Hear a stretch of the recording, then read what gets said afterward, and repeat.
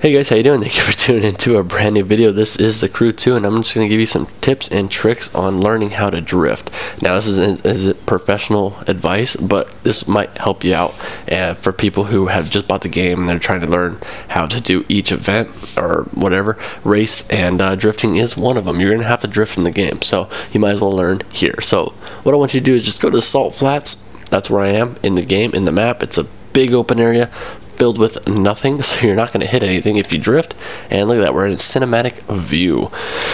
My car of choice is the Lamborghini Murcielago 640, I think it's called, or 610, I don't remember, LP 6 something, and I should know it because it's my favorite car. And then anyway, so when you have your drift car, it doesn't matter what it is, the one you want to start with, come out here and then just drive and then just start drifting. Now when you start drifting, what I want you to do is, when you're sitting still, when you're out here at least, I'm not talking about when you're doing a drifting course, we'll get to that in a later later on in this video, but when you're out here, just start driving. Don't turn the wheel. Like when you're stopped, don't just turn the wheel and just start trying to drift. I mean, it can be done, but that's not the way you're going to learn anything. So when you're stopped, give it gas, full throttle, whatever, it doesn't matter what you do, and then just flick. In my case, it's my left analog stick. Just flick it. That's all you gotta do, and it'll just start drifting. And then as you're drifting in this circular motion, that's all I want you to do right now, is just drift in this circular motion. And then the left analog stick, when you're turning your wheels, I'm not fully turning my wheels to do like a donut, because that's what's gonna happen. You're just gonna do this if you just hold it. So that's obviously, it's common sense. You gotta fluctuate your approach and your wheel angle, your tire angle. So when you're in this circle, just keep doing a big circle. It doesn't matter how fast you're going. The bigger circle, the faster you're gonna go, and then you can go all the way down to a tighter circle, and then you'll be going obviously really slower. So now the way you do that is if you look at my front wheels, is the how much you turn the car. So you can still drift it and not even have to turn anything. You can just hold, like I'm just holding the accelerator down right now and just redlining the crap out of it, and then just barely giving it some angle as you know, as the car starts to straighten out. You just give it a little bit of a bump, and then if you seem like you're going too fast, then it doesn't matter. But if you're out here, it doesn't matter how fast you're going. This is like proving grounds of everything. So now once you get that figured out and you figure out your car, you figure out how responsive it is, what I want you to do is throttle control. So like I told you, I was full throttle and I was just controlling the way the wheels are turning, or the angle on the wheels and tires, and like what time I'm going to be turning.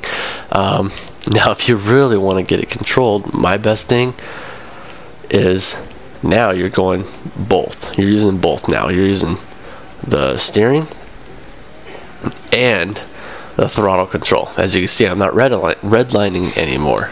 I'm not going as fast, but I'm not redlining it, and that's keeping me doing a bigger drift, and it's able to you know, drift longer, because if you're redlining, it's just gonna spin. That's all it's gonna do, as you can tell in the back end right now.